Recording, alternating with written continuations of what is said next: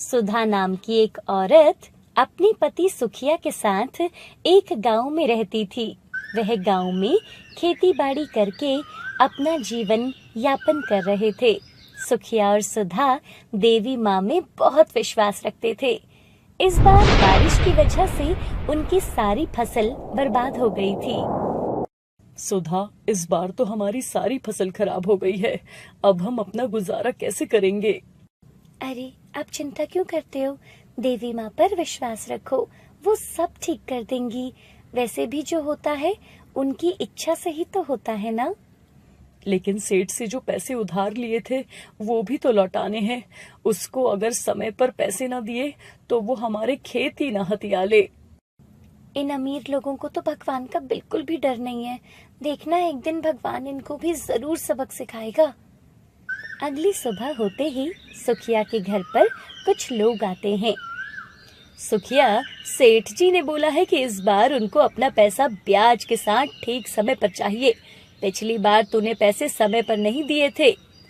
अरे मदन भाई, आपको तो पता ही है, इस बार ज्यादा बारिश की वजह से सारी फसल खराब हो गई है। मुझे थोड़ा और समय दे दीजिए। देख सुखिया, अगर तूने अगले हफ्ते तक पैसों का इंतजाम नहीं किया तो हम तेरे खेतों पर कब्जा कर लेंगे। और वो लोग उसे डरा धमकाकर वहां से चले जाते हैं। और सुखिया सुधा से बोलता है, देखा सुधा, जिस बात का मुझे डर था वही हुआ। सेठ के आदमी मुझे धमकी देकर गए हैं।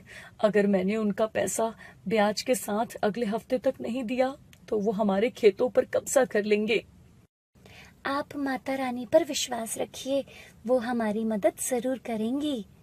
और वो दोनों माता रानी की पूजा करते हैं और उनसे मदद मांगते हैं। हे भगवान, हम बहुत मुसीबत में हैं, कृपया हमारी मदद कीजिए। और पूजा करने के बाद वो दोनों खेतों में चले जाते हैं। उनके खेतों में पानी भरा था, जिसकी वजह से सारी फसल खराब हो गई थी। अपनी फसल का ऐसा हाल देखकर वो दोनों दुखी मन से खेत के पास बैठ जाते हैं। तभी अचानक उन्हें जोर जोर से कुछ आवाजें सुनाई देती हैं। बचाओ, बचाओ, बचाओ, बचाओ। अरे, ये आवाज कहाँ से आ रही है? मुझे तो यहाँ कोई भी नहीं दिखाई दे रहा है। सुनो जी, मुझे लगता है ये आवाज उस कुएं में से आ रही है। और वो दोनों भागकर कुएं के पास जाते हैं और वो देखते हैं कि वहाँ 3 लड़कियां कुएं में डूब रही थी। बचाओ, बचाओ, बचाओ, बचाओ। और सुखिया जल्दी से एक रस्सी कुएं में फेंकता है। इस रस्सी को पकड़ लो, हम तुम्हें ऊपर खींच लेंगे। और वो तीनों को कुएं से बाहर निकाल लेते हैं। तुम तीनों इस कुएं में कैसे गिर गई थी? हम यहाँ पर पानी पीने के लिए आए थे और मेरी बहन गलती से कुएं में गिर गई थी, तो इसको बचाने के लिए हम दोनों भी कुएं में कूद गए थे। अच्छा हुआ आप ठीक समय पर आ गए, वरना हम तीनों तो डूब ही जाते। अच्छा, तो तुम्हारा घर कहाँ है? माँ, हमारा कोई घर नहीं है, हम अकेले हैं, आप हमें साथ ले चलो। उस लड़की के मुंह से अपने लिए माँ शब्द सुनकर सुधा की आंखों में आंसू आ जाते हैं, क्योंकि सुधा की अभी तक कोई औलाद नहीं थी। और सुधा और सुखिया उन तीनों बच्चों को अपने साथ घर ले जाते हैं। अच्छा, तो तुम्हारा घर कहाँ है? माँ, हमारा कोई घर नहीं है, हम अकेले हैं, आप हमें साथ ले चलो। आप हमें अपने साथ ले चलो।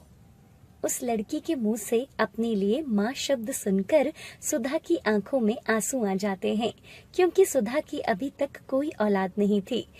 और सुधा और सुखिया उन तीनों बच्चों को अपने साथ घर ले जाते हैं। सुधा, हम इन तीनों को अपने साथ ले तो आए हैं, लेकिन हमारे पास तो खुद कुछ खाने के लिए नहीं है। इनको क्या देंगे?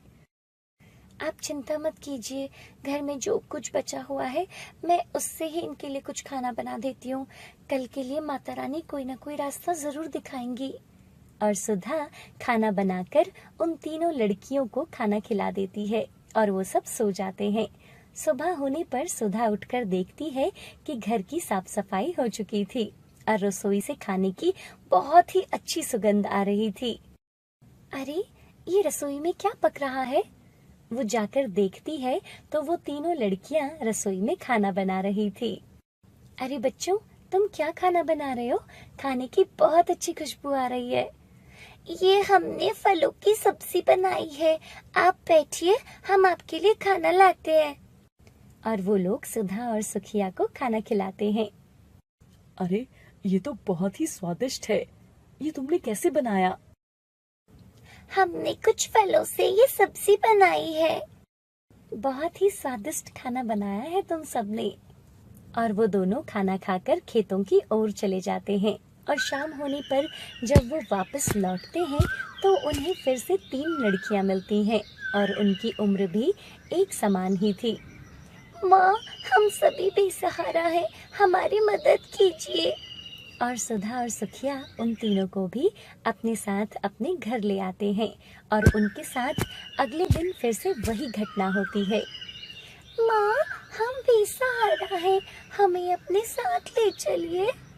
और वो उनको भी अपने घर ले आते हैं।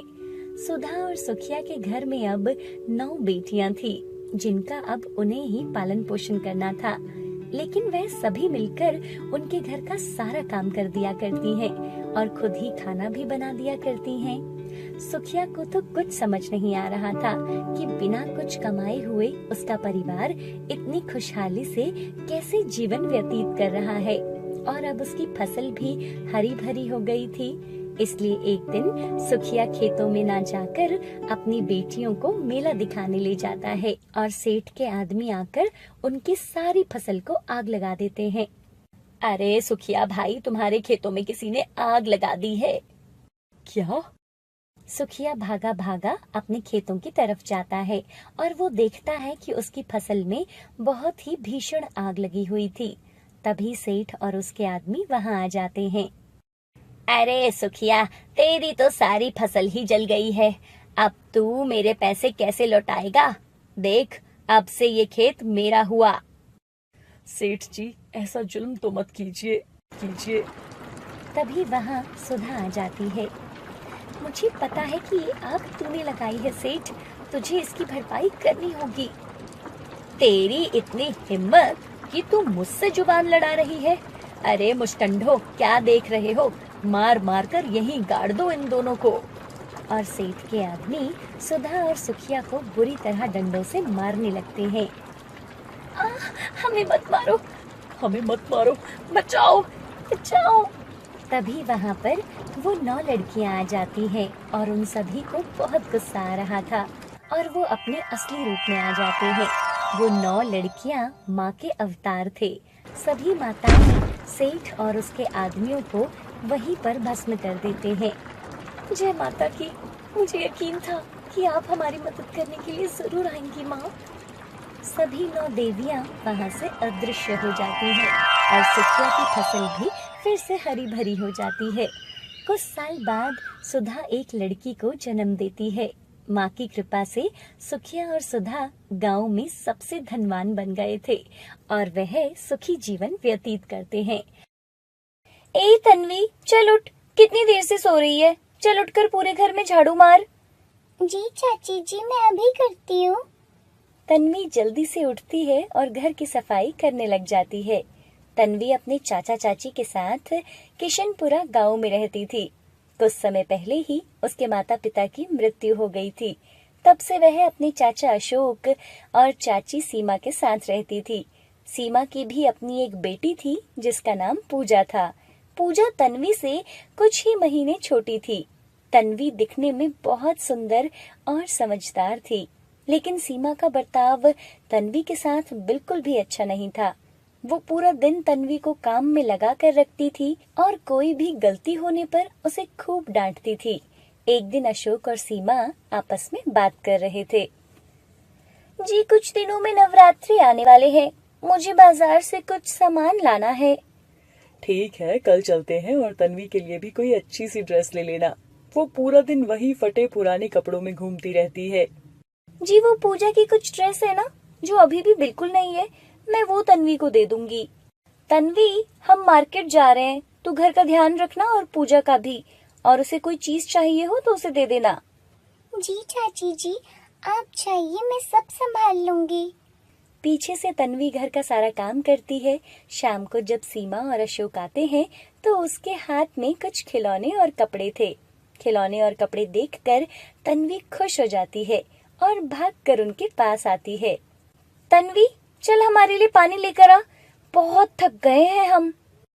तन्वी पानी लेने जाती है। पूजा, जल्दी बाहर आकर देख, हम तेरे लिए क्या लाए हैं। अरे वाह पापा, मेरे लिए इतने सारे खिलौने। हाँ, और नए कपड़े भी लाए हैं। नवरात्रि में मेरी बेटी नए कपड़े पहनेगी।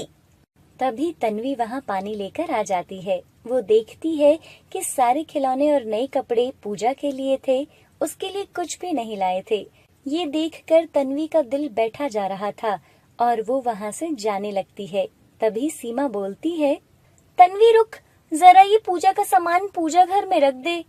तन्वी को एक पल के लिए ऐसा लगा कि शायद उसकी चाची सीमा उसके लिए कुछ लाई है, लेकिन वो सिर्फ उसे काम के लिए बुला रही थी। तन्वी बिना कुछ कहे सामान उठाती है और पूजा घर में रख देती है और अपने कमरे में चली जाती है। तन्वी आज बहुत खुद को अकेला महसूस कर रही थी और वो रोने लगती है। माँ, देखा चाची पूजा के लिए इतने सारे खिलौने और नए कपड़े लाई है, लेकिन मेरे लिए कुछ भी नहीं लाई। मुझे भी तो नवरात्रि में नए कपड़े पहनने थे। और वो अपनी माँ को याद करती है और रोते रोते सो जाती है। अगले दिन, तन्वी, चल पूजा रूम की अच्छे से सफाई कर दे और काम ध्यान से करना, कोई भी सामान टूटना नहीं चाहिए। फिर तन्वी पूजा के रूम की सफाई करने लगती है। तभी वहाँ पूजा आ जाती है और मंदिर में रखे सामान को छेड़ने लगती है। पूजा, तुम यहाँ क्या ढूंढ रही हो? देखो कोई सामान गिरा मत देना। तू चुपचाप अपना झाड़ू लगा, वरना मैं माँ से तेरी शिकायत लगा दूंगी। तन्वी चुपचाप अपना काम करने लगती है। तभी पूजा मंदिर में माता रानी की फोटो गिरा देती है और फोटो में लगा कांच टूट जाता है और पूजा वहाँ से चुपचाप चली जाती है। तन्वी की नजर फोटो पर पड़ती है, लेकिन जब वो फोटो उठाती है, उस फोटो का कांच टूटा हुआ मिलता है। अब क्या करूँ? चाची जी मुझे जान से मार डालेगी। पूजा अपनी माँ को बुलाने उनके कमरे में चली जाती है। माँ, वो तन्वी ने मंदिर में एक फोटो तोड़ दी है। हे भगवान, ये लड़की तो बस हमारा नुकसान ही करती रहती है। अभी बताती हूँ इसको। सीमा जैसे ही अंदर आती है, सीमा को आते देखकर तन्वी बहुत डर जाती है। देखो माँ, तन्वी ने वो फोटो तोड़ दी है। अरे नहीं चाची जी, मैंने कुछ नहीं तोड़ा। थोड़ी देर पहले पूजा यहाँ आई थी। तेरी इतनी हिम्मत, एक तो फोटो तोड़ दी और इसका इल्जाम तू मेरी बेटी पर लगा रही है। तू रुक, अब भी मैं तुझे सबक सिखाती हूँ। सीमा जैसे ही फ्रेम को उठाकर देखती है तो वो फोटो का फ्रेम बिल्कुल ठीक था। अरे, ये फोटो फ्रेम तो बिल्कुल ठीक है। ये पूजा भी ना आज बिना बात के पिटवा देती इसको मेरे हाथों।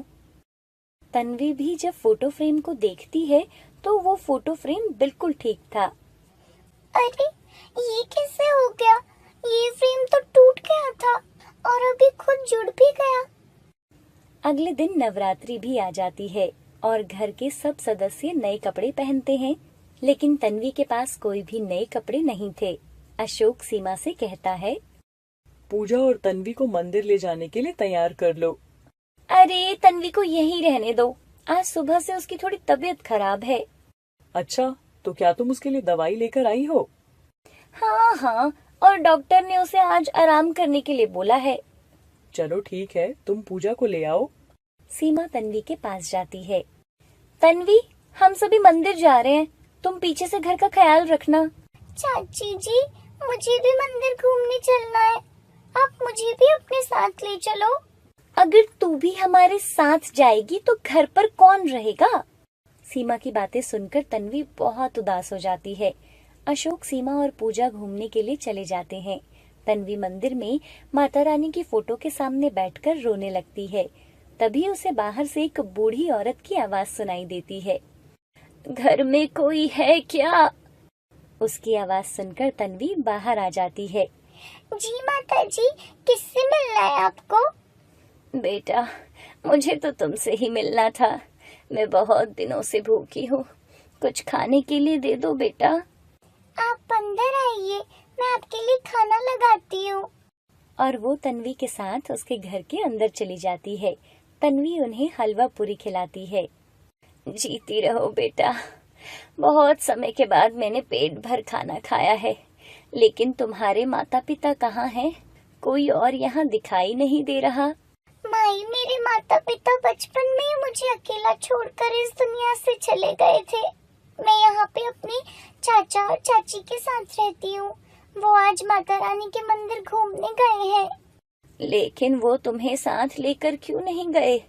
क्या तुम माता रानी के दर्शन नहीं करना चाहती? मैं तो जाना चाहती थी, लेकिन मेरी चाची ने मुझे जाने से मना कर दिया। तुम चिंता मत करो, आज के बाद वो तुम्हें कभी परेशान नहीं करेंगी। तुम माता रानी का ये लॉकेट अपने गले में पहन लो, वो सदा तुम्हारी रक्षा करेंगी। और ये सब बोलकर वो औरत वहां से चली जाती है। दूसरी तरफ मंदिर जाते समय अशोक की गाड़ी का एक्सीडेंट हो जाता है। एक्सीडेंट में अशोक और पूजा को हल्की सी चोट आ जाती है, लेकिन सीमा एक्सीडेंट में बुरी तरह से घायल हो जाती है। डॉक्टर अशोक से बोलता है, अशोक जी, आपकी बीवी का खून ज्यादा बहने की वजह से अभी वो बेहोश है। हो सकता है कि वो कोमा में भी चली जाए। डॉक्टर साहब, प्लीज आप मेरी बीवी को बचा लीजिए।